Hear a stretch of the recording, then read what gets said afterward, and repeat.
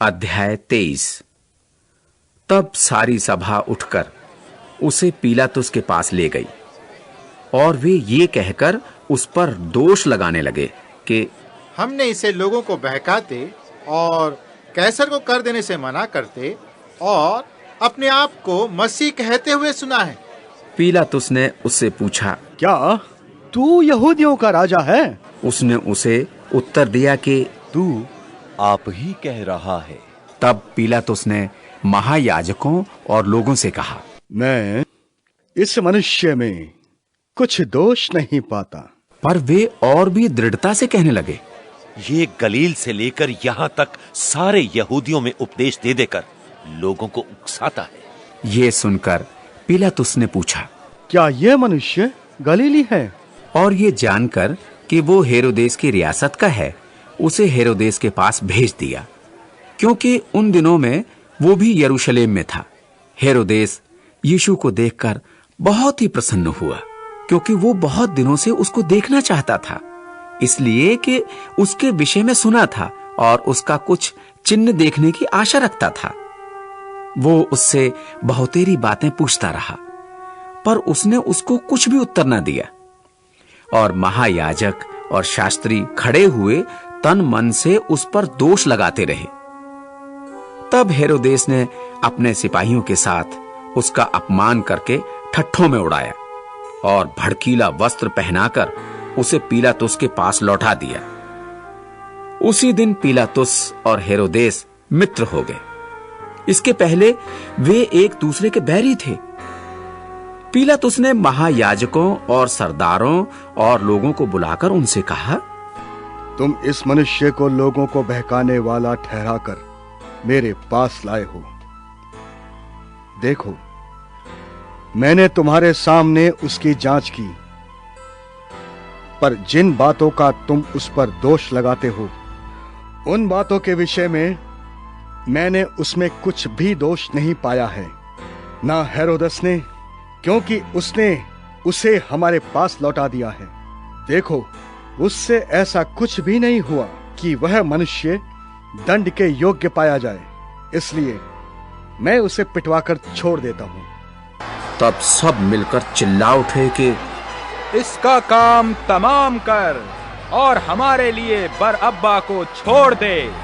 वो किसी बलवे के कारण जो नगर में हुआ था और हत्या के कारण बंदी गृह में डाला गया था। पर पीलातुस ने यीशु को छोड़ने की इच्छा से लोगों को फिर समझाया, परंतु उन्होंने चिल्लाकर कहा, उसे क्रूस पर चढ़ा, क्रूस पर। उसने तीसरी बार उनसे कहा, क्यों? उसने कौन सी बुराई की है? मैंने उसमें मृत्यु के दंड के योग्य कोई बात नहीं पाई, इसलिए मैं उसे पिटवाकर छोड़ देता हूं। परंतु वे चिल्लाकर पीछे पड़ गए कि वो क्रूस पर चढ़ाया जाए। और उनका चिल्लाना प्रबल हुआ। सो पीलातुस ने आज्ञा दी कि उनकी विनती के अनुसार किया जाए। और उसने उस मनुष्य को जो बलवे और हत्या के कारण बंदी गृह में डाला गया था और जिसे वे चाहते थे, छोड़ दिया और यीशु को उनकी इच्छा के अनुसार सौंप दिया। जब वे उसे लिए जाते थे तो उन्होंने शमौन नाम एक कुरैनी को, जो गांव से आ रहा था, पकड़कर उस पर क्रूस लाद दिया कि उसे यीशु के पीछे ले चले। लोगों की बड़ी भीड़ उसके पीछे हो ली और बहुत सी स्त्रियां भी, जो उसके लिए छाती पीटती और विलाप करती थी। यीशु ने उनकी ओर फिरकर कहा, हे यरूशलेम की पुत्रियों, मेरे लिए मत रो, परंतु अपने और अपने बालकों के लिए रो, क्योंकि देखो, वे दिन आते हैं जिनमें कहेंगे, धन्य हैं वे जो बांझ हैं और वे गर्भ जो न जने और वे स्तन जिन्होंने दूध न पिलाया। उस समय वे पहाड़ों से कहने लगेंगे कि हम पर गिरो, और टीलों से कि हमें ढांप लो, क्योंकि जब वे हरे पेड़ के साथ ऐसा करते हैं तो सूखे के साथ क्या कुछ न किया जाएगा। वे और 2 मनुष्यों को भी जो कुकर्मी थे उसके साथ घात करने को ले चले। जब वे उस जगह जिसे खोपड़ी कहते हैं पहुंचे तो उन्होंने वहां उसे और उन कुकर्मियों को भी, एक को दाहिनी ओर दूसरे को बाईं ओर, क्रूसों पर चढ़ाया।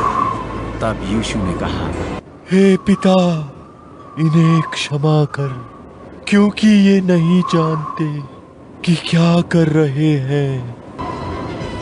और उन्होंने चिट्ठियां डालकर उसके कपड़े बांट लिए।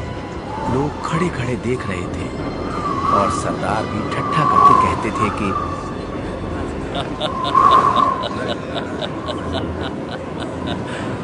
इसने औरों को बचाया। यदि ये परमेश्वर का मसीह है और उसका चुना हुआ है तो अपने आप को बचा ले। सिपाही भी पास आकर उसका सिरका देकर उसका ठट्ठा करके कहते थे, यदि तू यहूदियों का राजा है तो अपने आप को बचा। और उसके ऊपर एक पत्र भी लगा था, ये यहूदियों का राजा है। जो कुकर्मी लटकाए गए थे उनमें से एक ने उसकी निंदा करके कहा, क्या तू मसीह नहीं है तो फिर अपने आप को और हमें बचा। इस पर दूसरे ने उसे डांट कर कहा, क्या तू परमेश्वर से भी नहीं डरता? तू भी तो वही दंड पा रहा है। हम तो न्यायानुसार दंड पा रहे हैं, क्योंकि हम अपने कामों का ठीक फल पा रहे हैं। पर इसने कोई अनुचित काम नहीं किया। तब उसने कहा, यीशु, जब तू अपने राज्य में आए तो मेरी सुधि लेना। उसने उससे कहा, मैं तुझसे सच कहता हूँ कि आज ही तू मेरे साथ स्वर्ग लोक में होगा। और लगभग 2 पहर से तीसरे पहर तक सारे देश में अंधियारा छाया रहा और सूर्य का उजियाला जाता रहा और मंदिर का पर्दा बीच से फट गया। और यीशु ने बड़े शब्द से पुकार कर कहा, हे पिता,